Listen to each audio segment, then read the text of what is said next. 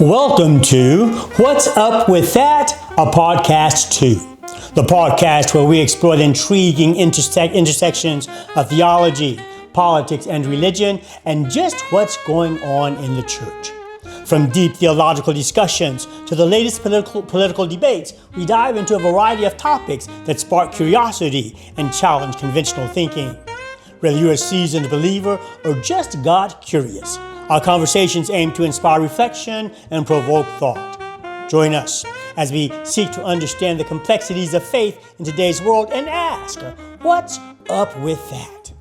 Our guest for the evening is Reverend Elizabeth Wright. Reverend Wright is the Executive Director for the Austin Region Justice for Our Neighbors here in the city of Austin. We want to extend a warm welcome to Reverend Wright. If you like this episode, we'd ask that you would like, share, and most of all, subscribe. If you think you like this episode, again, we say, please like, share, and most of all, subscribe. And if you like this podcast, again, we ask, please like, share, and most of all, subscribe. And now, let's get started.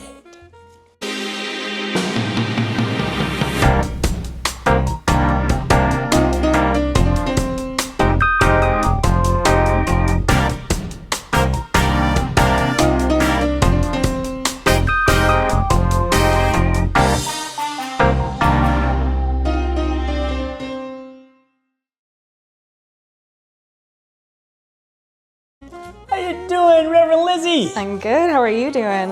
Doing fantastic. So glad that you are here with us today. I'm glad to be and with you. And this is your seat, madam. Thank you. Absolutely. So you've been doing what? Been busy? It's a busy time, yeah. I think people think that the holidays are slow, but end of the year is a lot in the nonprofit world. And then, you know, if you're in immigration legal services or working with immigrants at all, it's never a slow time. It's not anymore. It's never a slow time. Yeah. I can understand that. It's great to have you here. And on this evening, we want to talk about immigration and ICE right here in Austin. Okay. Understanding that immigration and ICE, that the issue of migrants and ICE has been in the news pretty much all year, right? And in recent months, it's getting rather crazy when we look at what's happening in Minneapolis, right? And at this point, the question must be asked, is it going too far? Folk are dying, right, in the streets, looking. I do want to say, I think it's important to remember that there are different people dying than have been dying before. But this is not the first season. This is not the first kind of experience of extreme behavior from ICE. The deaths in custody, you know, it's different people. It's different now. It's different people. It's people with different statuses or who look different. But this is, I think, something like 30-something deaths already in the last year. Yeah, I hadn't really noticed that. I know it's a big factor. What I do know is that if we look at the statistics that were shown most recently, as we look at Trump's handling of immigration, while folk wanted something done, at this point, those who are not in agreement is at the level of 50. He has a 51% disapproval rate of the way he's handling immigration right now. On last evening, right here in Austin, and it's for the first. I think I listen to the news almost every night. Local. I know I listen to the news every day. Spend a lot of time on CNN. Sure. But local news was the first time that I heard Austin becoming concerned about relationships in the immigrant communities here in Austin. And then again on tonight in terms of how APD relates to ICE, to what extent they can go to or they must go to in order to be involved. With all that's going on, for me it begs the question, what's happening in our city as regards the immigration issue? So I ask you, how would you describe the current climate of the immigrant communities right here in Austin? Well, I don't want to overstep, not being from directly within the immigrant community myself, but with the work that I do.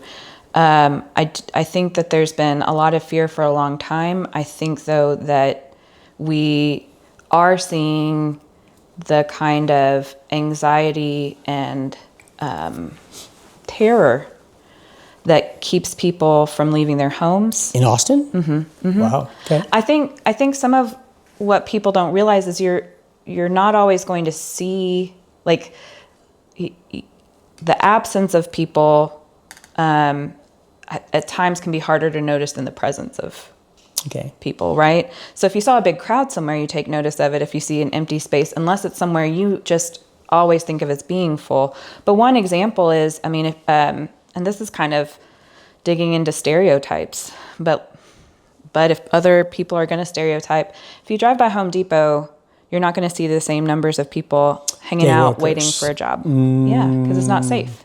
It's a place that it's easily targeted, right? There are people who are afraid to go to the grocery store. They're not going to the same grocery stores they used to. If they went to one that was more kind of ethnically affiliated, if it was a specialty grocery store of some sort, they might not be going there right now because they're feeling like that's targeted. That's targeted, right? Okay. But it also, on the one hand, I feel like sometimes when I'm talking with people in the community and the work that I do, people who are not from within the immigrant community, I'm often trying to remind them just how close in proximity they are to immigrants. They kind of think, well, that's a border issue, that's, I don't live with any immigrants in my life. And so on the one hand, I'm usually trying to remind people just how present immigrants are in their lives, right? Undocumented or otherwise. But I think right now with the fear, the other thing is if you're afraid, you're not talking about it with just anybody, right? Right. So some of it is about just like that. It's all the more, it just becomes all the more insular, all the more exclusive, which, is kind of the goal of terror campaigns like this, is to divide people up, to make things bleak, to bring in despair, and that makes you a lot easier to control, a lot easier to get to, a lot easier to break, right? And so I think that's, people are afraid to go to the doctor, go to the store. For a while, for sure, there was a rash of concern right after the election, then at the inauguration. Now we're a year out, right? But it hasn't gone down, is what I would say. It's really more like, especially with actions ramping up and presence, it's really more like different communities of people are entering into that fear and asking questions. So what I would say is one easy example, and I don't know if we need to back up at all to talk about what we do at Justice for Our Neighbors. I'm coming to that. All right. We're going to get there. But let me say that there are lots of people calling our office who are not our typical clients. Right after the election, right after the inauguration, and then I feel like that's continuing, right? You say they're not your typical clients. What do you mean? So we provide immigration legal services, and I won't go on a rabbit trail here to say exactly which type, but one of the limits is in who we serve and how we kind of narrow down our client base is that you meet 200% of the poverty level for your family size or below. So you prove that you are at a certain income level in order to qualify for our services. So that's one measure, but there's also specific case types. And within that, we haven't been doing family-based immigration. So before you go on, I'm going to Sure. go there a second. But what you're saying in terms of what's happening here in Austin, it's not on the level that we see in other cities, but that the fear is there in the immigrant communities. and the fear is keeping them from really going out. Yes. And sometimes taking care of their basic needs, and certainly trying to divert normal places of going and being. What I would say is when I say that people who aren't our typical clients are calling in and afraid, the shortest version of that is people who aren't undocumented, right? Like people who don't need help with legal services. They have status. They have a right to be here. U.S. citizens. I mean, so not just green card holders, but people who 5 years ago I would have said, well, those people are secure. There's nothing to question. There's nothing who would worry about. People are afraid because they know that as we're seeing things ramp up, it's not just about undocumented status. And within that, we were sold a bill of goods, right, in the last election and before that this is about criminals specifically, right? That this is about danger, that this is about drugs. But we're watching a mother and 5-year-old who's sparked the latest round of questions in Austin specifically, but certainly all over the news otherwise. And the people that we know who are being picked up, it's not about focusing on criminals, so it's right? almost like it's that skin color and accent. Exactly. And so people who I would have thought have no reason to be afraid, I can't actually say. There's a difference between what's crazy is there's a difference even, amongst many crazy things. One of the crazy things is the idea that you have to distinguish between this is the way the law is supposed to work. These are the protections you're supposed to have. And then what we're actually seeing play out, right? And that's not even getting into the most recent violence that's happened, but just in general, the difference between you should have a right to due process. Well, now we're questioning whether due process exists for everyone and what due process. People go in logic circles about due process when it should be pretty straightforward. Right. That the only way to, people say, well, you just deport somebody. Well, how do you decide who's supposed to be deported or not? Well, that's the process. That's what we're talking about. You need to have a due process to determine, is this person actually supposed to be here or not? And for some people, their measure is your skin color decides whether you're supposed to be here or not, right? And that's what we're seeing play out on a large scale in a tremendous and terrifying way, right? And so people who wouldn't have been scared 5 years ago, wouldn't have been scared 2 years ago, and wouldn't have been people calling for legal services because they don't need legal service. They have status. They're calling to ask, what do I do? How do I keep myself safe? What do I prepare for? Exactly. So that's what I mean by there already is a terrifying presence and a terrifying reaction, right? A terrified reaction within the immigrant community and beyond the undocumented immigrant community, right? And then add to it that skin color. Forget immigrant community. We've got people who are multi-generation who the border crossed instead of the crossing a border, right? Because people have lived here for generations who don't have white skin. They lived here longer than the people with white skin, right? So people who the border crossed at some point, but because of their skin color, despite it being the skin color that lived here first, they're still at risk. They're still afraid.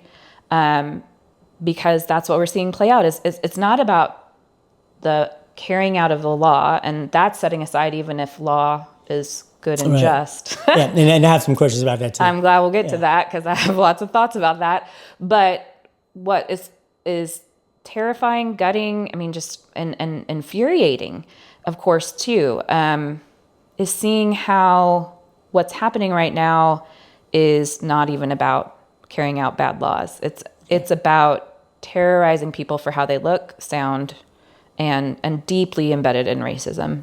This is a deeply, this is all tied deeply into that. Which, that's the thing is immigration is it's a topic I usually try to stick to the word immigrant and talk about people, but immigration intersects with so many different other concerns and aspects of society that it always baffles me that it kind of gets pushed to the back burner to be addressed. It's a sensational thing to put in the news. It's been in the news a lot, right? But as far as actually addressing it with law, we haven't had any comprehensive immigration laws federally since Reagan was in office. So then, that I'm going to say there seems to be a lot of complex stuff going on here. Yeah. And in the midst of an issue that is now a crisis. Mm-hmm. You are executive director of Justice for Our Neighbors. Mm-hmm. Your organization seeks to provide service to the immigrant community here in Austin. Mm-hmm. So I think you were alluding to that. Can you share with us what are the services that you provide? Yeah, so we have kind of 3 areas of work that we do, and the one that we're best known for is the first one, which is immigration legal services. So I'm not an attorney, but we are a nonprofit law office, essentially. That is our identity as a nonprofit. So we're a nonprofit law office. We provide free immigration legal services, and that's one of the things that makes us distinct. We don't have a consultation fee. We don't have a sliding scale. We're completely pro bono, and we're known amongst some of the other service providers for that. For when they know there are folks who can't afford even their adjusted scale or whatever it may be. We also do education and advocacy work, and I think people probably hear that and think education like ESL classes for immigrants. But that's not what we mean. We mean education and advocacy that's drawing in the whole community, because part of the premise of our work and the idea of providing the legal services in the first place is that's going to change someone's life and their family and the generations that follow them, right? That's some justice work for a person. But the actual work of justice long term is about the mindset of the community, the education of the community, about the richness of life with immigrants continuing to be incorporated into our communities. Education and advocacy is also then about moving the law toward a more just system. So you can provide legal services till the end of time, but if you're never working for a system where the legal services make sense, where if you're working in an unjust system, but just to help people get through an unjust system, there's an aspect of that is I don't know, it's not just Sisyphean, but it's like, oh gosh, C.S. Lewis says, I think it's C.S. Lewis, he says something along the lines of like, mercy without justice becomes unmerciful. Mm-hmm. And so this mercy that you provide, and that's possibly getting into some theological conversation, although I think people can, you don't have to be a Christian, you don't have to be a believer in anything to be able to talk about mercy and justice still. But from my perspective in the Judeo-Christian kind of background on mercy and justice, I think of mercy as like that immediate need, right? Mm-hmm. What's your immediate, your food, clothing, what's the thing to take care of you? And it's like aid. It's what we think of kind of as charity, which can get a bad rap as a word, right? But mercy to me are those kinds of ministries that are the immediate provision to somebody. Justice is about making sure a system doesn't exist where people need that continually, right? Mm-hmm. So like in the work I've done in the local church as a pastor, it's about figuring out not just, oh, good, we fed more people this year with our food pantry, but what are we doing to create a community where people aren't needing to seek out a food pantry? What are the systems about relationships? I'm talking about building relationships, building community, and not just an immigrant community, but a human community. Yes, that the immigrant community isn't some separate thing we're helping. But when we help immigrants with their legal status, for one thing, I mean, this is one aspect of what I'm getting at. When we help immigrants, we're actually helping ourselves anyway. It's a sort of self-serving thing because our communities the data, part of this is we are fighting against such a misinformation machine, and it is one of the oldest tropes. It's all throughout Scripture, right? It's why God is continuing to remind people, no, you have to be hospitable. No, you are called not to keep the foreigner outside, but to welcome them within you. Inside. It's listening to how Ruth is referred to, Ruth the Moabite, almost the whole book, kind of thing. Mm-hmm. But ultimately is honored in the lineage of David and eventually Jesus, right? Mm-hmm. And she's the faithful one in the story, right? So,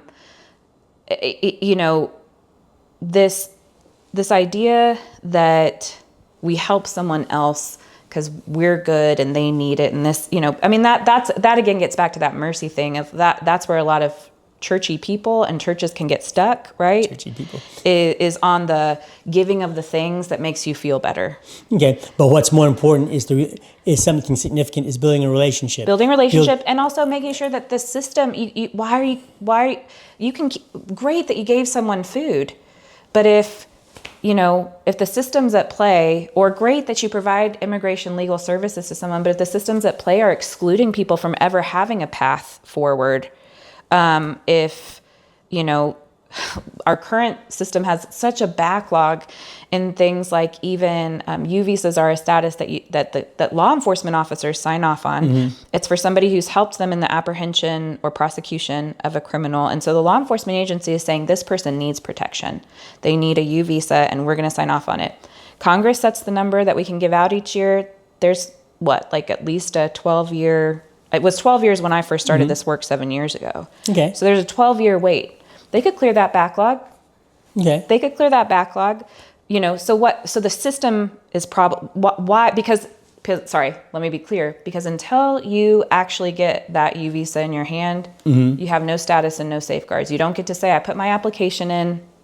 I'm just waiting for my actual card to come in. You don't get to say, no, APD has sponsored me essentially for this, right? You don't get any protection if you are stopped for a bad tail light in the meantime. And so is that a system that's working correctly? Okay. And the reason for the legal aid. Right. Okay. What other services do you provide? So besides, I could dig into specifically what legal services we provide, but getting into that education and advocacy side, I speak at civic groups, I speak with church groups. I'd love to speak at more schools, but I have gone to a few schools in the area. And sometimes it's digging into education programming about the immigration system itself, because people are like, I don't even know what it means when someone says get in line. And I'm like, I'm glad you're asking, because it's not just a simple line, right? And it's not just a simple form. And but sometimes I'm doing faithier, as I say. I'll do a faithy presentation where we're digging into more of scripture, say, or the premise behind people of faith entering into this sphere more deeply. Sometimes we're doing advocacy work where we're sending letters, right? It could be advocacy where we're trying to appeal, or we're asking people to write or register public comments related to rule changes and things like that. It could be about kind of accompaniment and showing up for somebody who's going to a hearing. That can be another version of advocacy. As far as legal services go, so there are lots of different kinds of law, right? And family lawyers don't usually handle construction law and stuff like that. Well, within immigration law itself, there are several different kinds of law. So there's probably the broadest categories I can think of, but I'm sure someone would point out nuances, is employment-based immigration, family-based immigration, and humanitarian immigration. And that last one is the category we've been focused on for quite some time. There's some overlap into family, but family is probably what people think of most. And that is like, I want to sponsor my sister to come from another place, right? Or I want to sponsor my parents, or I want to sponsor my children, or whatever it may be. And that's generally what people think of when, or also when I tell people what I do, they'll be like, I have a friend who, humanitarian-based immigration is going to be things like asylum for adults, which has been the main portion of our casework with adults since 2017. So you deal with the different groups, right? There are asylum seekers. There are those who are undocumented. So undocumented could mean anyone who just doesn't have a current status, right? And if you have asylum, you have a status. If you are here on a travel visa, you have a status, right? You're here on a travel visa. And in fact, this is what's so crazy about some of the money we've thrown at the border before. About half of undocumented immigrants in the United States overstayed a visa. So they came here legally. They came here with some kind of legal status and then just overstayed that status. They could have overstayed a student visa. They could have they could have come with a work visa and then that job let them go and they stayed. They could have come on a travel visa and stayed, right? But the policing of the border, the irony of that is, that's not always the locus of someone's first transgression, say, right, with law, which is still a civil transgression. It's not a criminal one. That very much bothers me. Words matter, and it bothers me when, not only is there just over the top rhetoric about criminals, but immigration, infractions are not criminal in the first place. So it's just, anyway, that's a personal pet peeve of mine. Okay. But it also is important because I think it is about fighting back on the rhetoric that is trying to other immigrants in the first place. The more we can look down on somebody and say, well, but they're criminals. Well, but they broke the law. Well, they broke the law the same way that getting pulled over for not coming to a complete stop at that stop sign was breaking the law, or speeding. And I don't know anyone. Actually, the only people I know who don't speed are immigrants because they don't want to get pulled over. Right? So, is there a difference? Well, and obviously there must be, right? Because you have families who are coming over who are undocumented, mixed status families. Sure. So all of those groupings, are the needs different for each group? Yes. I mean, that's the other thing is it's very hard. Not only, needs different for each group, needs different for each person, because there's the other thing that's complicated about the system is any number of conditions, including, there's just so much that can layer into someone's case. It makes it really hard, for instance, to say like, a case costs us about this much time and about this much money, right, to get somebody through. And that's also because we are on the government's clock and they get to play with that timeline all the time. They can speed it up, they can slow it down. So different types of work, and then honestly, each person's case is going to shift the investment.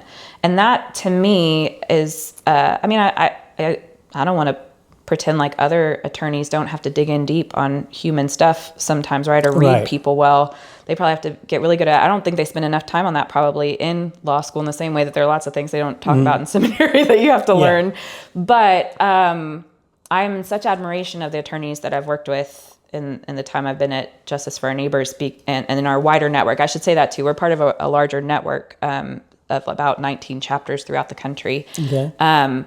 And when I meet these professionals, the way that they have to be able to, dig in deep on very technical things, and then also dig in deep with very traumatic things with an individual. The relationship that an attorney needs to be able to build with their client to have a good case going forward, it's not something you can rush. And so that's another thing that makes our work a little distinct amongst our within our network in some ways, and then within the service providers in the Austin area too.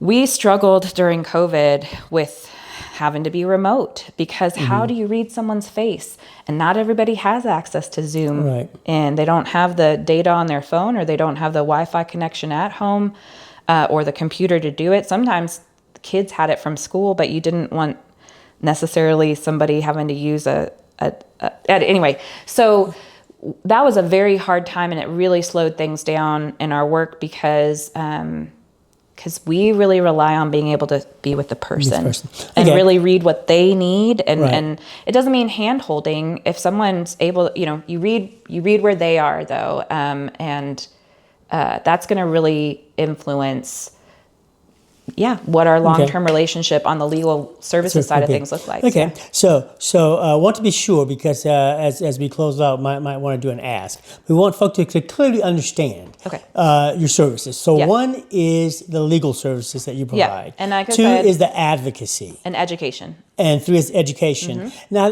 when we were in conversation at one point, do you sometimes help with housing? No, we don't. That's where I think I'm grateful that I come into this work from the background with the church, and so being able to connect to churches, and not my background is the United Methodist Church, and that is actually the background of our organization as well. Justice for Our Neighbors and that network I was referring to grew out of the United Methodist Committee on Relief, which is like the Red Cross of the United Methodist Church, and they've existed since the 40s, the 1940s. So they go in when there's a disaster somewhere, some kind of problem, and then they realize people, when they get displaced after a earthquake, say, they need some help navigating what rights they do actually have while displaced.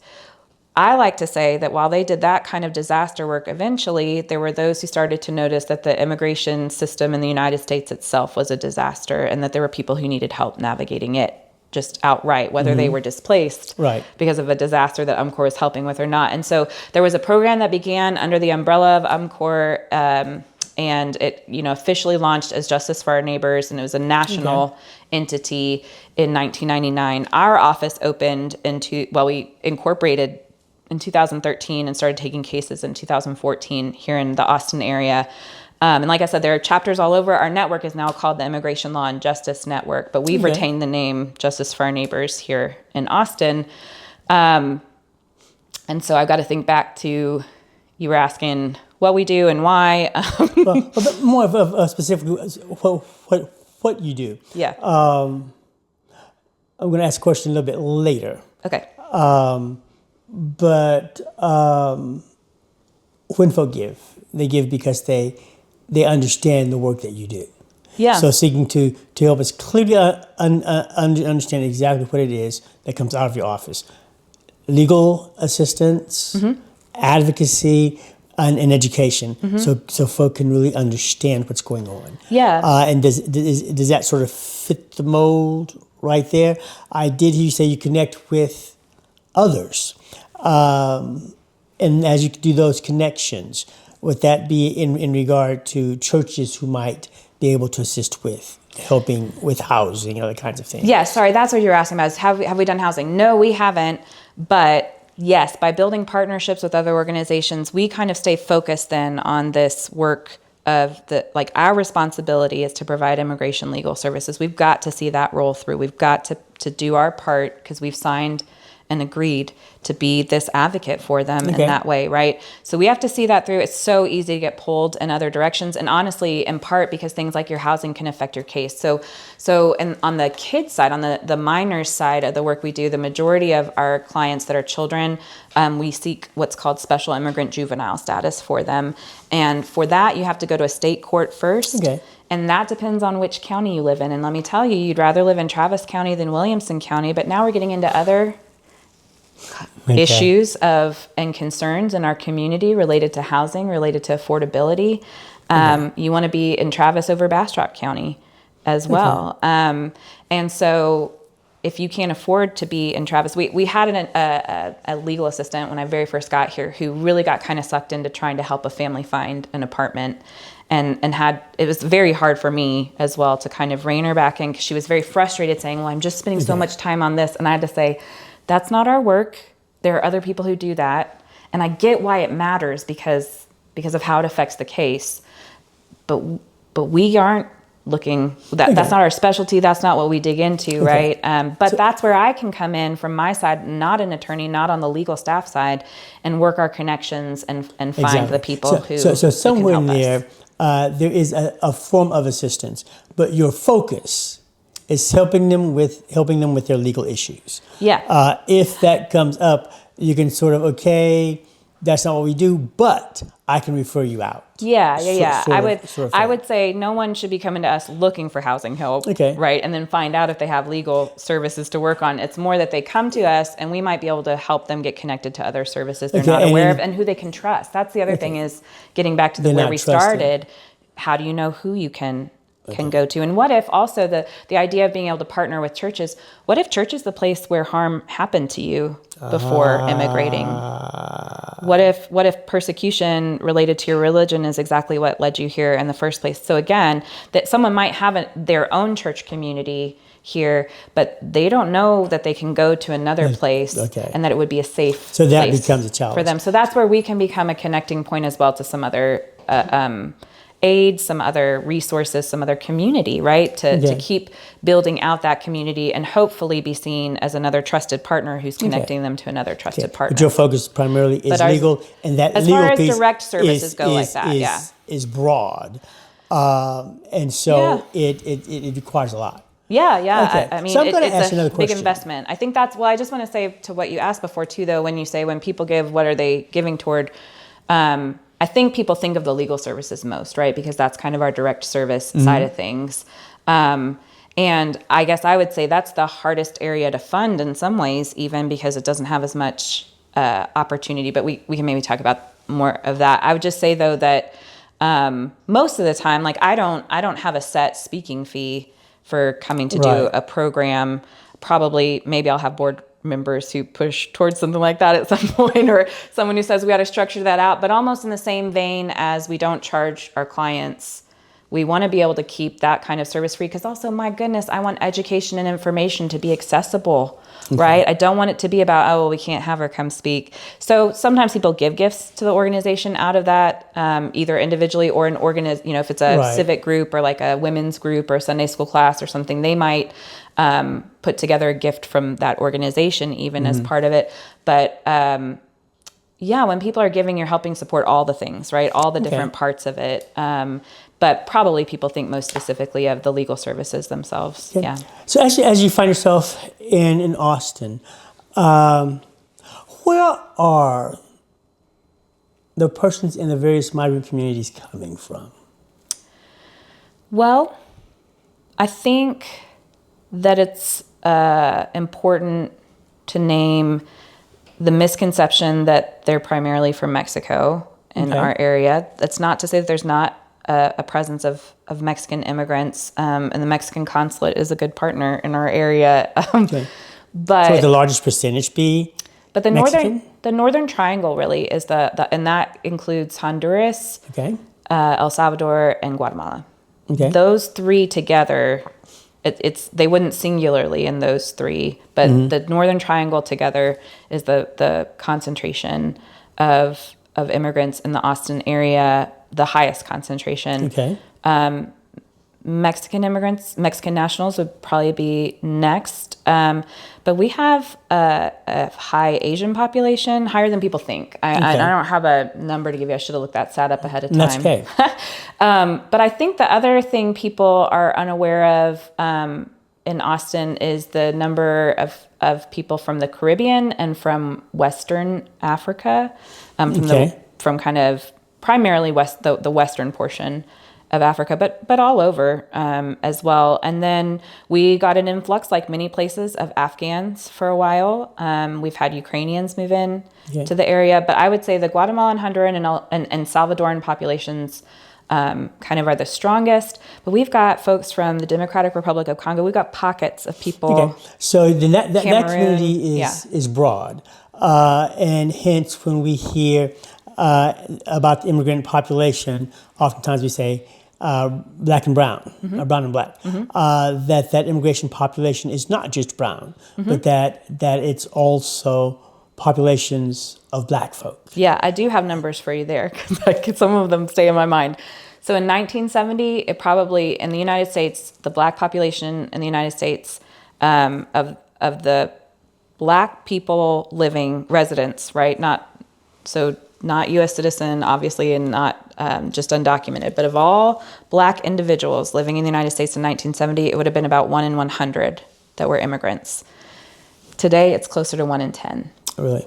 1 in 10 black residents in the United States is an immigrant. And I think people don't understand. There's a conversation amongst immigration advocates even, right, about like that people separate black from immigrant and think that you're one or the other, right? And don't realize like that those are two different identities, and don't realize how many people are living in community for whom both of those are true. And there's no separating them out, right? And just because also they both experience the same plight. And that it's a very different experience to be an immigrant and black than to be not an immigrant and black. And some of that is because, this is the first time some people are experiencing being in a minority. And the kind of racial, it's not that racism, white supremacy has done its worst the world over, but coming to the United States, even with all the promise that that's supposed to include, it can be a nightmare, not just a dream to cross that border and have your identity shift so drastically in a way that you've never experienced before. You've never experienced this kind of classism, racism, all of it potentially. So, you mentioned misconceptions, and there are lots of misconceptions. What misconceptions are out there that possibly hinder or are harmful to the work that you do? Oh my gosh. Oh, to the work that I do. I don't know that I think of it in that framework before, so I'd have to think on that. But what I would say, immigration community. Yeah. The idea that immigrants are a drain on the economy is the biggest lie. I mean, there are even studies, like like landmark studies that show how much immigrants contribute to the economy. Things like, but I mean, even deeper things like immigrants hold more patents per person, for inventions. Immigrants tend to pay a better wage to their employees. They also they're more entrepreneurial, not just in inventions and patents, but they start jobs at a higher rate than U.S. citizens do. I mean, and here's the thing, if we're going to stereotype, wouldn't it make sense that someone who's had to leave everything behind, or maybe they didn't leave everything behind, because let's be real, there are also immigrants with means. But of the immigrant community I work with, the idea that you're starting from scratch and you're being treated like the lowest of the low in the place that you're in, and still you manage to start 3 businesses. I mean, some of the folks that we know that kind of ingenuity, of course, somebody who can start over again, who can and who can have the vision and the drive to see that through, it should make sense to us that's the kind of person who's going to be contributing. But add to it that, I mean, there's just, we've already seen with the expansion of enforcement going on, one thing we hear is immigrants don't pay taxes, and yet the government's using tax records in order to search people down. So which is it? Do they pay taxes or not? If you're using their tax information to find people, then it sure does sound like they pay taxes. And besides income tax, which over half of undocumented immigrants have an ITIN and do pay income tax. But aside from income tax, people pay sales tax anywhere they go, just like anybody else, right? They're paying property tax potentially on property that they have. There's any number of ways that and then add to it when people say, oh, well, they're taking our jobs kind of aspect of the economy. Okay, but they create jobs as well. And it's not just, I get frustrated when we stereotype immigrants into but they're doing the jobs nobody wants. Well, that's a dehumanizing thing. I don't really like to dig. That phrasing. I don't think it's oh, good, you'll do something I don't want it. Well, in that case, if you'll just do the stuff no one wants to do, come on over, right? But I don't want you to, but you better not be, you better not be advancing. You better not get out. You better not get out of your place. Kind of is the implication there, right? There's a certain place for immigrants that's okay, but then people get uncomfortable once immigrants are their lawyers, their teachers, their doctors. Except people have lawyers and teachers and doctors who are immigrants, and they love them, right? Because they're smart, capable people, and so. I just think they create jobs in the sense too, though, if you got more people who need groceries, then the grocer's going to be happy about that, right? And the barber's going to be happy to be doing more haircuts, and the schools are going to need to hire more teachers, and on and on. So this idea that I used to live at the border before I came to this work, and the way that the border would get talked about on TV, I'd be like, what place are they talking about? I mean, it's not you would think that it's just this lawless, overrun, scary, just, oh man, you just dash into your home if you live in the border. And,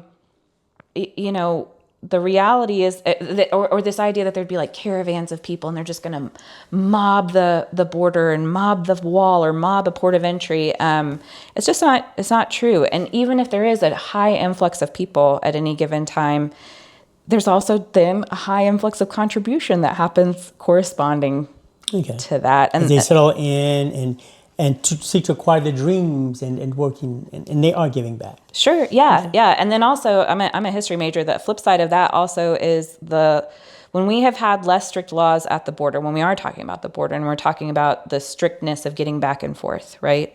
When we're less strict, then the border becomes more like a revolving door where people also feel okay going home. And we can see that historically. We can see numbers about that historically. Okay going home. are okay going to their country of origin, maybe is the way I should say it. People who leave to come to the United States because something has happened. Say there's a drought. Say there's been a hurricane that devastated, earthquake, whatever the things are. Say there's just something local going on and they're seeking better means, better education, whatever it may be. Well, people want to be able to go home to go to family events, to see their dying parents.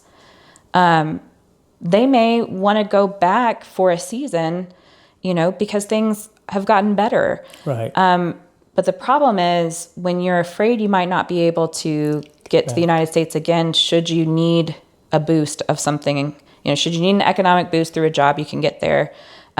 Or if you're afraid you won't be able to get back to see the American side of your family because now you have U.S. citizen kids or grandkids, then the fear is you start to make a choice of can I go back or do what I have to just stay and I sacrifice ever seeing those people. I mean, people spend decades not seeing their family members because of the fear that they won't be able to get back to the family that's here, or they won't be able to get back to the means that they may need to help sustain their family.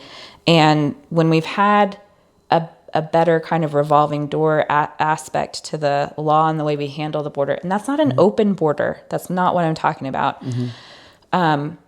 People use it both directions is the thing. Yeah. But it's like by closing the door, you're closing it both ways. You're not letting people out just as much as you're not letting people in. And then it becomes kind of a self-fulfilling prophecy, right? Of like, oh, the immigrant population has grown. Okay. Well, yeah. You won't let them leave. Oh, you've made it so difficult, and the choices that they have to make, for some, almost forces them to decide to stay. Right. We see raids. We see detention. And right now, it's not very pretty what we see in terms of the roundup of migrants, right? It's nasty right now. It's vicious. But as we look at that, has that one always been the case? And if not, how has it typically shown up? And even here in Austin, as we look at raids, detention, and showing up for appointment schedules. Things. So being in ICE custody has never been great. And part of that is that there's very little accountability. That's always been the case. Yeah. Okay. So there's very little accountability and oversight. There's always a lot of pushback on folks who want to press for better oversight, better reporting, et cetera, et cetera. Here's the thing. I mentioned at some point, that we're already, in the last year, there's something like 30 something deaths in ICE custody so far, kind of thing, right? No one from Customs and Border Protection, so CBP, that's along the border, that's the enforcement along the border, or ICE, has ever been convicted of killing someone despite the hundreds of deaths that have happened in ICE custody. So getting those who seem to be getting off lightly now, as I think it was Brother J.D. Vance who said, ICE officers have complete immunity. They always have. I mean, they don't actually by law. Okay. But they have been treated that way pretty. So this is not new. It's just because it's magnified. It's magnified. We've become aware of it. And it's different people. It's people with different status who are on the receiving end of that, right? We're seeing it in a different way, right? Because you don't see in detention centers. I mean, you literally don't. It's just the same rules, only stricter, basically, to visit in you can't just walk into a prison. This is another thing that came up when I lived at the border. I have people who call me as I was pastoring a church, honestly, minutes from the border. I'd have people call me from seminary classmates from all over the country saying, oh, we'd love to send, and this is back in 2014, 2015, when there was a big crisis of unaccompanied minors, right? So this is when the drama happened where people are hearing children crying in cages, right? We had the recording snuck out, right? Okay, well, people are calling, and I don't even work for Justice for Our Neighbors at this point, right? I'm working for a church. But it was so infuriating, forgive me, friends, if you see this, when they'd call because they'd say, oh, we'd like to send teddy bears. We'd like to send books. We're thinking of sending books for those children. What can we send them to get into the detention centers with them, into the holding facilities, whatever it is, the processing centers? Here's the thing. You don't just walk in and go, I have cookies today. I have books. P.S. Who's reading those books to the children? Are the books going to be in a language the children know? I mean, but so there are layers to that. But again, it's that instinct. This gets back to that whole thing about mercy, right? It's that instinct of we want to send something. And even then, before I worked for JFON, I said, they need a lawyer. They need a lawyer. There are children standing in front of judges. A child is standing in front of an immigration judge being asked questions that they don't know how to answer. I mean, they're a 4-year-old is going to advocate for themselves, because that's another thing people, I think, don't always necessarily, I take for granted that people will know this about the system. But again, we're not talking about criminal court in the first place. So there's no guaranteed attorney. But add to it that immigration law isn't managed under the judicial branch of our government in the first place. That kind of classic thing you hope everyone remembers from high school of the 3 branches of government. Mm-hmm. So you think court, well, you'd be in the judicial branch of court handling this. But the Department of Homeland Security and the Department of Justice are the 2 aspects of the executive branch that manage immigration. And so you're in front of an administrative court. You're not in front of, we don't get to vote for those judges. We don't get to vote for the people who review those judges. They get appointed by the Attorney General, and they can be removed by the Attorney General, the judges who oversee immigration court. But the idea that, you don't have a guaranteed advocate, and then there's always a fight about even trying to can you get access to try to find an advocate, a lawyer to help you with the process. But that comes back to this idea of a 4-year-old having to advocate for themselves, and people are worried about sending them a teddy bear for detention. And you're like, this child needs someone to make sure they find their parents. They need to get reunited with their family. We don't need symbolic help. We need something that's going to make a difference. That's going to truly. That to me is, in that individual case, we're talking about an individual's justice there. And people, again, want to tend to the mercy of things, but didn't necessarily want to dig into the deep and hard work of waiting to see out, and the longer work that happens for justice for a child like that. That's kind of the microcosm of the macrocosm of the idea of like legal services themselves are a mercy of sorts versus the justice of a better system, a more just, right system. Because, as I alluded to before, just because it's the law doesn't make it right. Right. That's what drives me crazy when people say, why can't they do it the right way? I say, I think you mean, why can't they do it the legal way? And that's not the same thing. That's not the same thing. Yeah. That's not the same, Mr. Justin. Here in Austin. I'm sorry, we're talking here in Austin. Yeah. And I mean, I think it all fits together, right? Yeah. And probably in larger communities, but specifically here in Austin. And around the conversations that they softly talked about, say yesterday, this evening on the news, right? How will APD work with ICE? As we look at a community, do they see, because police officers are not ICE and they're not supposed to do certain kinds of things, and that police officer, unlike ICE, maybe ought to be there to really protect them, right? So do they see ICE and law enforcement as 2 different entities, or do they see it as one system? Who's they? I mean, the migrant communities. Oh, well, I feel like I might be overstepping to really speak. I think my guess would be that it's about to become real blurred. I think for a long time, real blurred. Yeah, and I don't, again, not wanting to rely solely on like Spanish speak, but there's a difference. I think there have been people who think of La Migra as different from La Policia, right? Like, I do think that there's been a distinction before. I think there's always, I think authorities can be scary in general, and it also depends on where you live. Now in Austin, very specifically Austin, APD has not been a threat a threatening entity. Someone's going to leap on me about that. In the very specific realm of APD has not previously been aggressively seeking to do ICE's work for them. There are places in the country that have been in legal agreements to do the work of ICE. There's 287G is the kind of agreement you can enter into.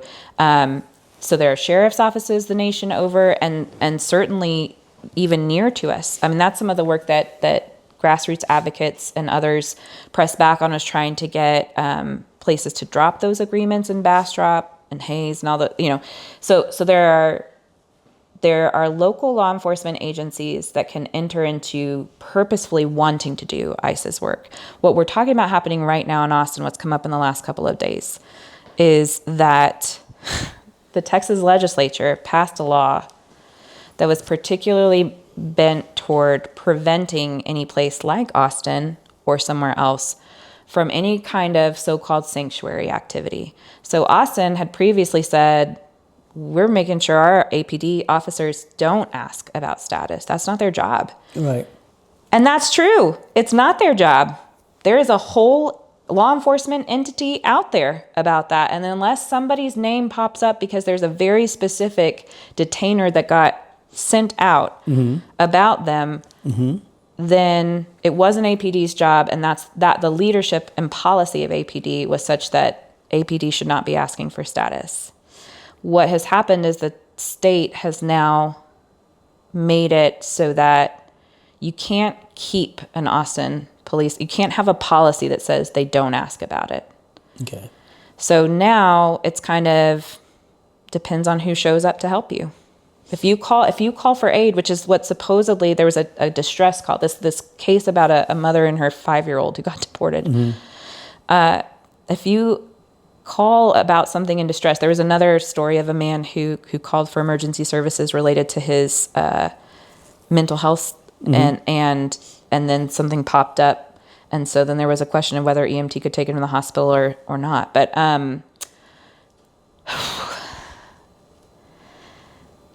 there's a whole entity that should be handling that. And if you've got people now handling immigration status, right? And now, I mean, I don't want to skew the conversation away from what we're trying to talk about, but my mind goes in these kind of webs of things, right? Okay. And ICE has more money than ever. This fiscal year, they'll have 3 times as much as the 2024 fiscal year to do just for the year. But they also have been multiplied. They have more money than all the other federal law enforcement agencies combined. So FBI, DEA, the drug enforcement agency. I mean, like, when we're talking, and supposedly we're worried about giving more money to ICE in order to help with drug issues, right? Even though there's an agency that handles that work and handles it for the whole nation, right? FBI, kidnapping cases, violence, just like, if you the think kinds of things you ought to be going after folk for. The kinds of things that we want people to be keeping all of us safe for. ICE now has more money than all of those federal agencies combined just for their job. And I'd like to remind you, if we're talking numbers, that 28 point something billion dollars they have to do that work now is to address 4% of the population in the U.S. The undocumented, that is their purview, is the undocumented population, not the black and brown population, not the Spanish-speaking population. Their purview is the undocumented population, right? And that makes up 4% of the population in the United States. And they now have more money than all of the other federal agencies combined that are supposed to be doing services for 100% of the population in the United States. So we have a leader, a president then, who touts and advocates for what's going on. Not advocates, promotes what's going on, and seems to be proud of how it's being done. And it's under the guise that ICE is making America safe. If ICE really wanted to make America safe, what would they stop doing right now?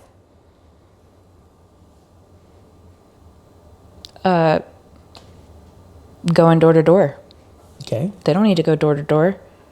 Why aren't they doing what any other criminal, if you are worried about dangerous criminals, does any other agency just go door to door knocking looking for, hey, we're looking for the murderer from last week. Hey, is he here? Hey, do you happen to be a murderer? Hey, can I see your paperwork to see if you're a murderer or not? I mean, if you want to find people... Like I'm going to say, yeah, I murdered somebody last night. I don't want to overstep because I know I've watched a lot of Law & Order and Law & Order SVU as a young person. Okay.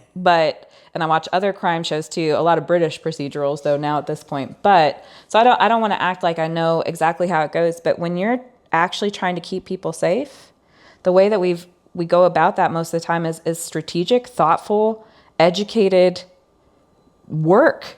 And here's the other thing again. Oh gosh, I mean, if I think, for instance, about like the reason I say you don't need to go door to door, and that's what we're seeing happen right now, say in like Minneapolis, and that's what I think you're partly pointing to when you say it's not been like that here in Austin. And I think one of the reasons why is we're in an already amenable state. Our national leader sees our state leader as a ally, right? And he is. Our state leader, our governor, is also very aggressively anti-immigrant. But and if so, things change, could I'm not saying, because, let's be real, it's not that things are fun and fine and dandy in Austin. I just want to say, I think part of why some of the other places are targeted instead of here is because it's perceived as the state already has a bit of its thumb on things. Okay. Austin's a blue blip. I think Houston would probably get attention before Austin though. And part of that is also that Houston has a much higher percentage of immigrants in the city for one thing. But Austin is about 18% foreign born. That's not undocumented, but foreign born, right? So almost 1 in 5 people. Yeah, but it seems as though they are becoming concerned. I mean, as I watch this, like, I think they're becoming concerned. Oh, there's deep concern about this prevention. And what possibly could. But under the current administration, come on now. I mean, but that's also to the point. And at any point that our governor pisses him off, he's here, right, strong. But to that point, the state is who's making this. The state is where. I mean, it wasn't the governor; it was the legislature, both houses of it, right? But it was the state that has made this shift start happening with APD. It's a requirement. And also all local law enforcement, part of that is that like the Travis County Sheriff's Office is going to have to figure out what kind of 287G agreement you have to, as a local agency, enter into a 287G agreement before the end of the year. You can't hit the new year without... Tell us about what's a 284? 287G. That's where you're basically deputizing local law enforcement to do ICE's job. What does that mean? That means that the money we pay our local law enforcement to do the local law enforcement that we want them to do to keep our community safe is now going to ICE work on ICE's behalf, even though they also have $28 billion at their disposal to do their job. So it doesn't make our communities more safe to have these 287G agreements. But doesn't it sound great to say that they're, I mean, like, it's just that whole, when you're talking about our current leader, both state and federal, they're really good at painting a picture that can make people fearful. And then they're great at painting a picture of what's strong and I mean, like. So what I've just heard is that fear is on 2 levels, right? Fear in the immigrant, so that they don't do anything, right? And then fear of its citizens to see them, and that's what we do, right? When we otherize people, and it's a matter of otherizing, and as we otherize folk, then they become the villains, right? Listen, this is a broader statement than just related to immigration, but it absolutely applies here. As a pastor, I can't tell you how many times when pastoring 2 people, when I have that hat on specifically, and I can't completely take it off even at JFON or Justice for Our Neighbors, there is a reason that the most repeated phrase in Scripture is do not be afraid or fear not. Mm-hmm. And in my opinion, I think that reason is God knows what we get up to when we're afraid. Okay. I think that's partly why we've got a figure in our Savior who is trying to conquer the things we fear the most, right? The badness within us that is our sin. Mm-hmm. And that fear that we're never going to be good enough, where we can't resist the things that we wish we could resist. And then, the other big one, death, right? He comes to take away, there's nothing to be afraid of. There's no one to be afraid of, no thing to be afraid of. But I think God repeats, do not be afraid all the time. I mean, and I know there are specific, I think it would probably be pretty scary if an angel showed up in a room, right? Especially when you look at the actual descriptions of angels and not the way we make them look so cute or strong or whatever. But I think God repeats, do not be afraid so much in Scripture, because God knows what we're like when we get afraid. And we go to the worst inclinations, the worst inclinations. And when we're more open, when we're unafraid of the other, of what could happen next, of am I going to have enough? I can't help you because I might need it. When we're open in that way, it turns out we don't have something to be afraid of, right? It's that constant competition with each other, and this idea that it's a zero-sum game and there's never enough from the abundance of God. Are you kidding me? Anyway, that's a little super faithy moment for me. We've talked about children. Mm-hmm. Children are being scarred. Oh my gosh. Okay. And it's also it's devastating. And we know it, right? Yeah. I mean, from the last go round. Yeah. Children in cages. Children being separated from parents at that very small age, right? If harm to children is a known outcome of enforcement, if it's a known outcome of enforcement, at what point does defending legality need to stop and we deal with the moral dimensions? Oh man, I mean, I think I don't know why this is the thing that comes to mind as the thing to say, but I'm one of those who thinks that, like, if Sandy Hook didn't wake us up related to gun violence, we lost our soul as a nation if we had it when we didn't respond there, kind of thing. I think in the parallel then to this, we've ramped it up. We've ramped it up, and we're about to open more detention centers meant to specifically hold mothers and children, families. We're looking at detaining children en masse. I mean, that's what's getting ramped up next, is to create more facilities and go against a policy we've had for a while that essentially said you might have to process children, but you don't hold them long-term in detention.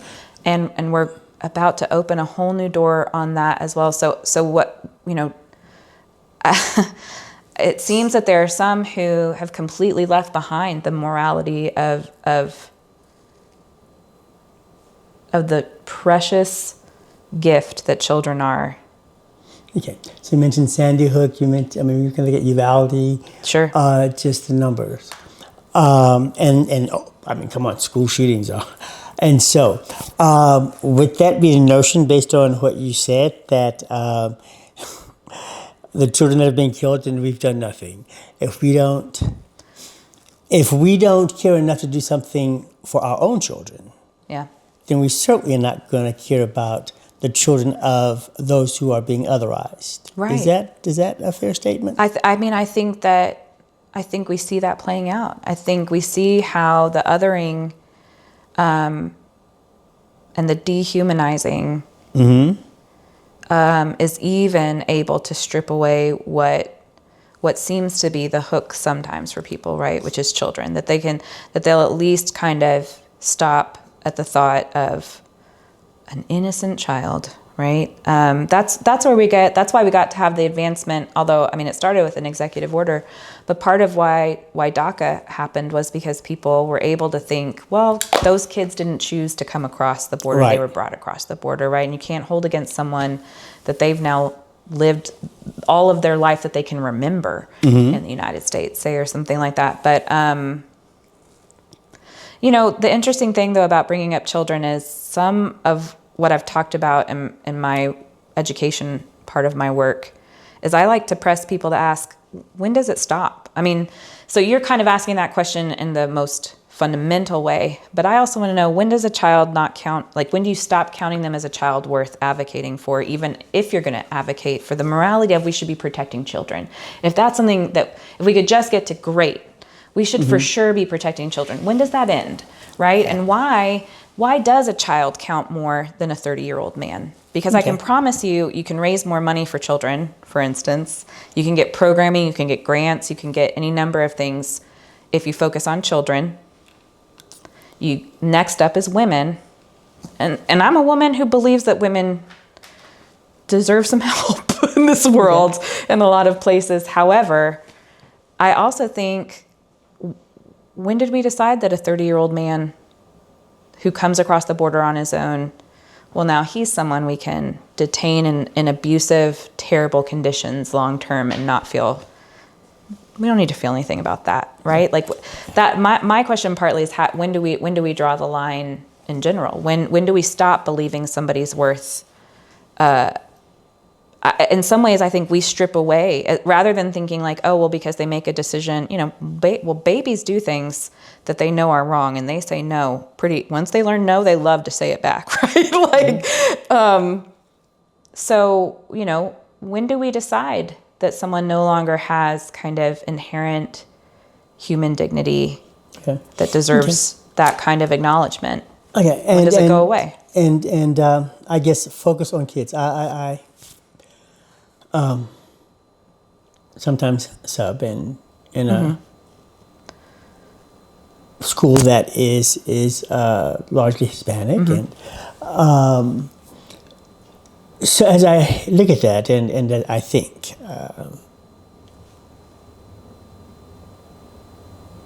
I've heard of a child who had an uncle deported. How do you care for a child who has been raised in fear, right? Who has been shaped by fear before they are old enough to name it? That's a child that's been so scarred. How is that making America great? That's the question I'd like to ask, right? How is that going to make America great in this moment that we did that to a child, but also who that child grows up to be when they're rooted in fear in that way, and then we're going to continue to hold them responsible for that, basically, right? Right. But I also, not to keep pulling away from children, I think the trauma that adults are going through, and they're going to be raising children potentially, right? So what's the effect that these traumatic things have on the raising of children as well? And even, I guess I would ask the question in light of that would be, as we are looking at detention, deportation, how does that shape family? How does that shape parenting, marriage, children's sense of activity? It affects all aspects of life and living. What must that be like? And what does that do to persons? I don't think there's any way you can deny that that's all traumatic. I will say one of the things that weirdly gets can still be othering, right? Can still be treated as an othering thing about the immigrant community is, by and large, the American way is so hyper focused on individualism. Which in and of itself is actually a lie. There is no one who relies only on themselves. Okay. It's a myth. It is like a really good myth we've convinced people is the American way, that you pull yourself up by your own bootstraps. You're a self-made man. How many different ways do we say it, right? The rest of the world, outside of kind of this hyper-patriarchal, white supremacist Western view, is much more communal. And so I will say, thank God for the fact that in the midst of such deep trauma, when going through such terrible experiences as a child, and what that does for family as well, at least, thank God, these are communities that by and large tend to function in larger circles anyway, where and that may be formal family or informal family, but essentially community matters. Okay. And community matters greatly. Here's an easy, weird example that loops back directly to my work. People ask, how do we get our clients? They'll worry about how do we advertise for clients, this and that. I've never, in the 7 years I've been the executive director, which I'm the first to play that role for the organization in Austin, I've never had to put out the call for clients. I've never had to go find people for us to serve. We're never hurting for calls. In fact, it's much more painful how much we have to say no to people calling in because our capacity is too high, and so we're finally at a point. We've had some months now where we've gotten to do some intake, and we have a particular project we're working on right now that can apply to any number of people, not just mixed status families. It makes sense for them to come get these services. That we have a particular program we're doing to prepare power of attorney, and to your point about children, to prepare ahead of time for the authorization of who would be a caregiver for your child should you be detained or deported. That's crazy. Because just simply having a plan in place of, well, you go and be with Aunt Sarah, that's not legally enforceable without documents to back it up. And so kids could get, so that's one thing, is we want to help families have the structures they need in place ahead of time, hoping they never have to use it, right? I mean, it's like preparing your will. With your will, you are eventually going to use it, right? But like, it's like buying insurance. You don't want to have to use it, but you pay for it, right? Like, because your will is going to get used at some point, right? Your will is going to get used at some point. But let's say this is like insurance. We hope you don't have to use this. But also, as everything gets more aggressive, this is what I mean by there are people who are like, can we come get that power of attorney help, even though we're all U.S. citizens? Because again, what if you're detained and you lose your job, because you were detained for 18 hours and you missed your shift, kind of thing. Anyway, so that kind of could help any number of people. But gosh, I forgot. There was a particular place we were starting that got me down that track. Sorry about that. I don't remember. I have a question, but I'm going to leave that right now. How important are stories in order to understand? And I asked that shortly after we met, right? I visited you at your location, and you shared with me this book. This book is The Truth in Our Stories. Immigrant Voices in Radical Times. And there are a number of immigrants who tell a story. I took the time to read it. Yay. And there's some stories that are touching. Yeah. There's some stories that will bring water to your eyes. How important is it that we hear the stories? Maybe you know of one. You know of probably a whole bunch of them, right? But how important are these stories? I mean, I think they're critical to what we've kind of been dancing around, but not necessarily naming directly about the deep. I mean, when we say othering, all of what's happening right now is possible because of a long-held campaign and a deeply funded campaign to dehumanize humans. I mean, it's down to things like calling people illegals, calling them aliens, that sort of thing. And so story is what draws us together, right? I mean, in the most, and I'm sorry because I'm being real me in saying this by saying in the sense of gathering around the campfire, lo these many centuries, right? To gather and share the story. Like, story brings us together, whether it's a story we've been handing down or sharing our own story. I remember when I was first doing ministry work, hearing somebody talk about, Maslow's hierarchy of needs and the idea of like needing shelter and food, and clothing. And someone wrote this beautiful paper, I wish I could remember their name, about the need to be able to share your story. And the idea that so often when we say, for instance, like unhoused people, there are people who will feel like they need to tell you a story, and you'll feel like you're getting a story. But I guess in my experience long-term, say with unhoused people, one thing is I try to give permission to people to not feel like they have to give me their story. The answer is going to be either I can help you or I can't, right? And if I have the help to give, I'm going to give it. And you don't have to prove yourself for it, right, with your story. But on the other hand, I'm definitely here to listen if you need to talk to somebody, right? And so I think in this project, there's a deeper purpose than just how story can connect us. And it's how also there's a layer of the very voices that can speak to the reality of being an immigrant most are not listened to. And I say that, I'm the person who's going out on behalf of our organization to advocate for immigrants in our community through advocacy and education programming. And I'm not an immigrant. I have immigrant stories in my family, and not just like those many generations, but my brother-in-law is an immigrant. And our family's experience of his getting, legal status was pretty harrowing, and we had about every privilege you can have going through the process. But one of the things that's really important to me, like in nonprofit work, you'll hear things like this all the time, like, oh, you're a voice for the voiceless and things like that. People aren't voiceless. Immigrants aren't voiceless, but they're not always given the mic. And they're not always heard.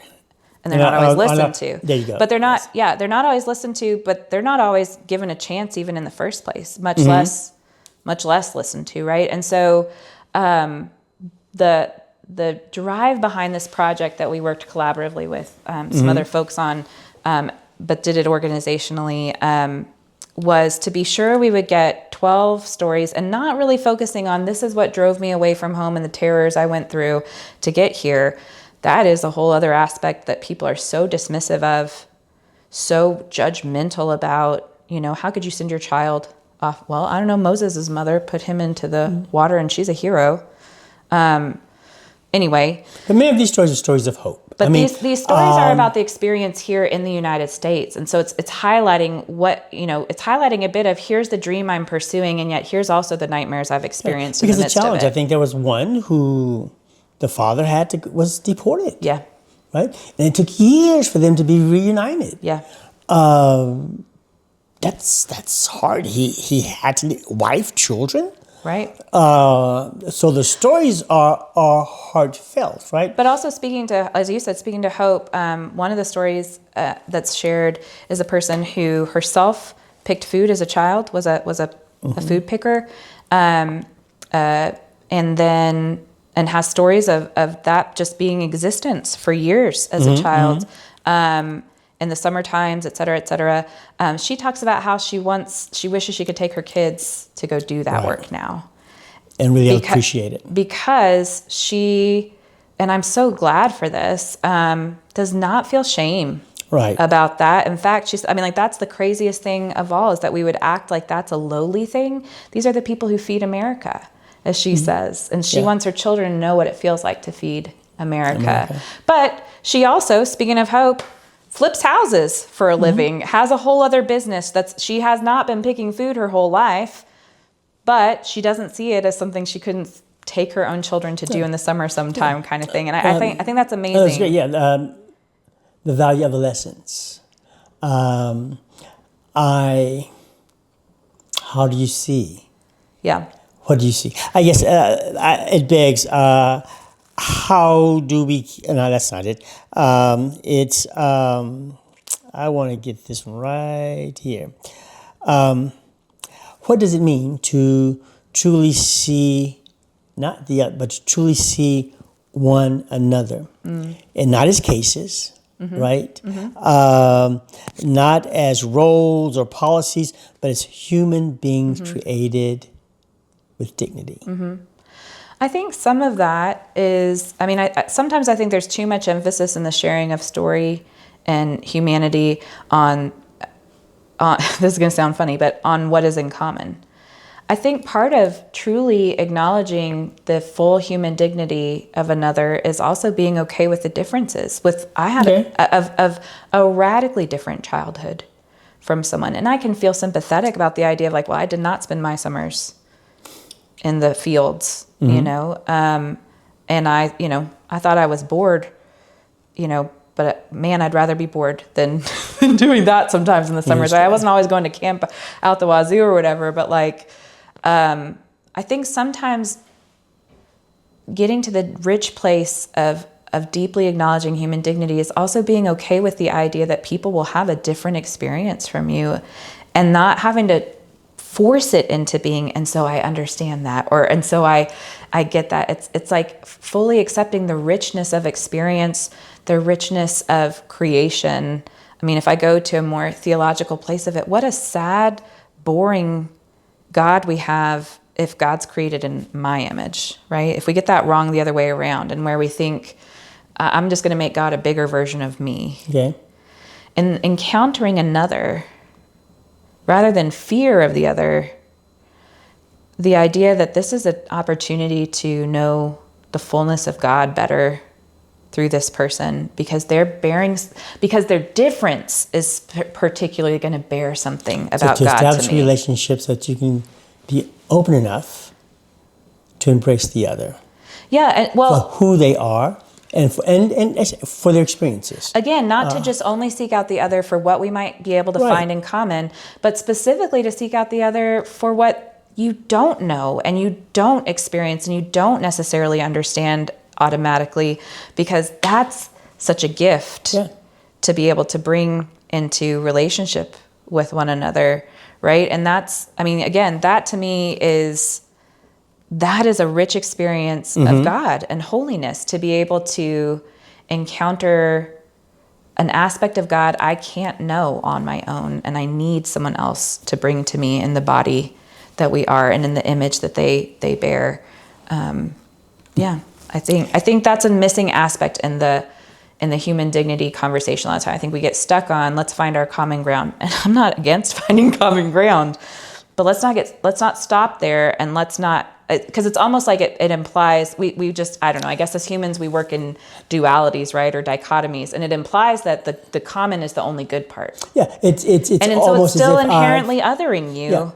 You mentioned as opposed to your otherness being a gift. To me. Yeah. You mentioned the system of racism. Yeah.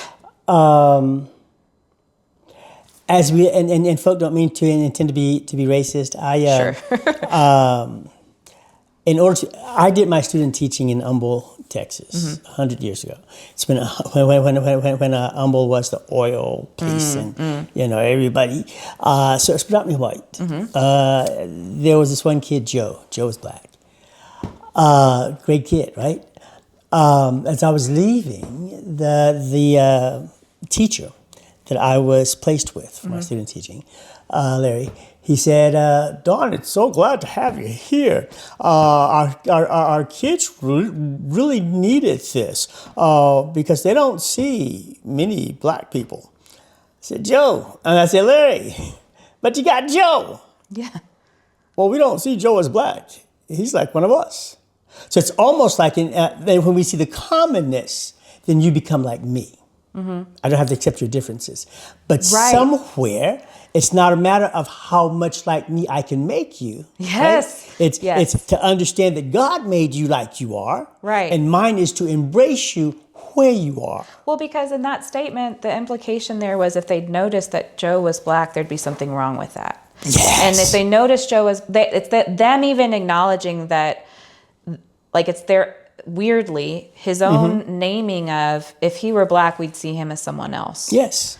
But because we see him as us, he's not. He's okay. Which, I mean, actually kind of gets to the heart of racism and white supremacy and the construct of race in the first place. Absolutely gets it there. is a matter of, do I see you like me or not? Yes. And if I don't see you like me, you are the other. And I don't want to jump into this acting like it's the same thing at all, but I can't stand when people forget from within this community, from within whiteness, forget that there are people who haven't been considered white before who are absolutely considered white now, right? Italians and Irish. I mean, there's a whole community of Irish in Mexico because they specifically left the United States because of the vitriol they experienced and found a settlement and a place to be in Mexico, right? So there's Puebla has a huge celebration for St. Patrick's Day because there's Irish heritage there now, right?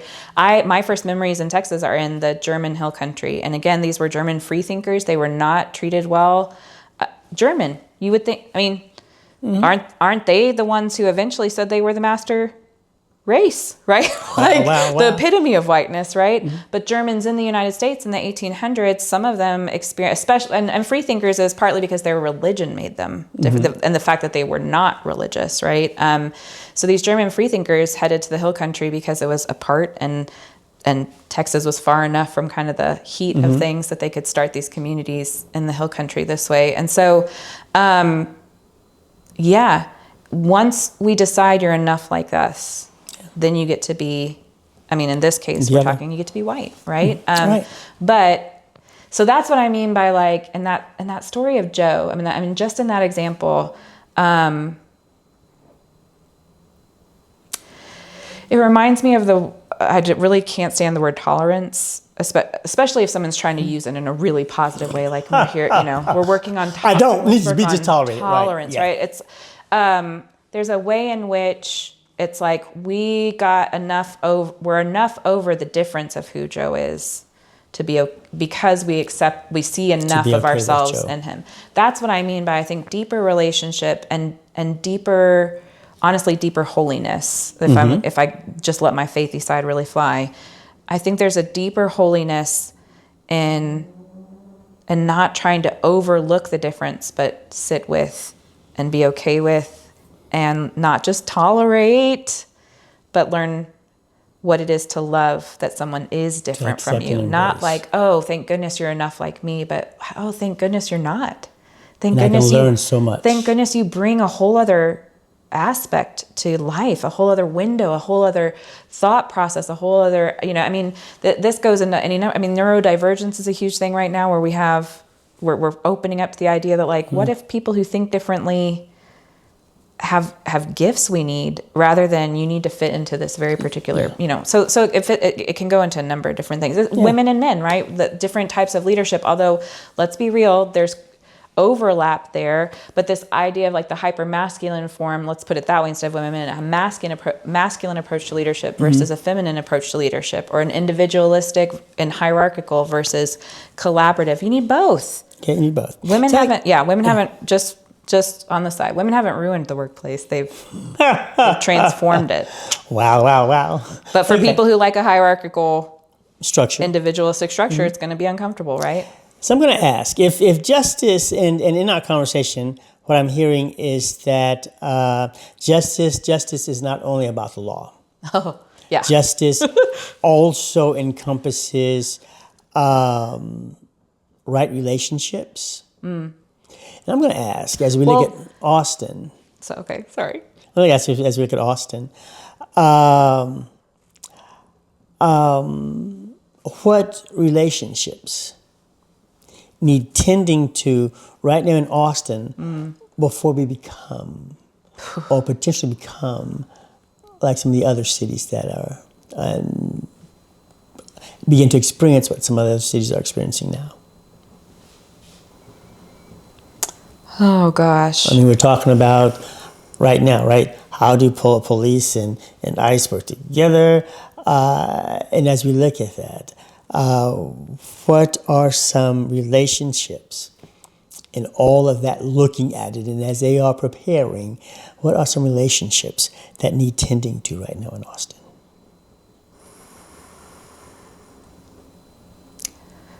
Oh, my mind feels like it has to choose between two tracks here, right? There's like the hierarchical version of, not just because I mentioned that just before this, but we could talk about kind of structural hierarchical relationship building, because in the vein of APD as an entity, an institution, ICE as an institution. But within that, if you even just go to the APD side, we're already talking about there are some officers who have no interest in doing ICE's work for them. There are leaders within APD who don't want to be spending time on that. There are also going to be officers who are perfectly happy to finally be set free to do as much immigration interrogation as they can get away with, right? So there's tension already within like that institution. So we could talk about institutional relationships, but I think, and I don't want this to sound like the easy way out, because it's not. Relationships are not easy. I think as we look to what's going on in other places right now, if we're wondering what will happen if it gets like that here. Mm-hmm. It's the person right in front of you. I mean, and it's being willing to be open to the people immediately in your, I don't mean immediately in your circle, like the silo that you're in, but it's like starting to notice in the grocery store, the people around you, when you get into that mode.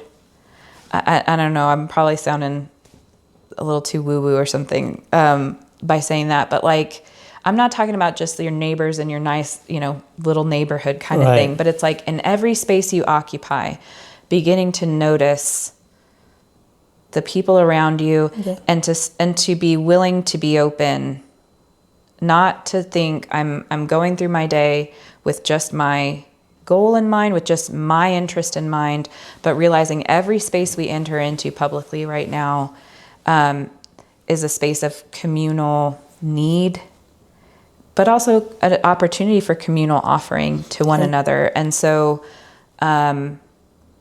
again, in that hyper-Americanized individualism of, my achievements and my day and my goals, we can get blinders on. We can think I need to not look. One of the challenges I give myself is to not look away when I'm stuck at a light and someone's flying their flag, right? And I don't have money to give. I'm not going to, because I don't have money, not look.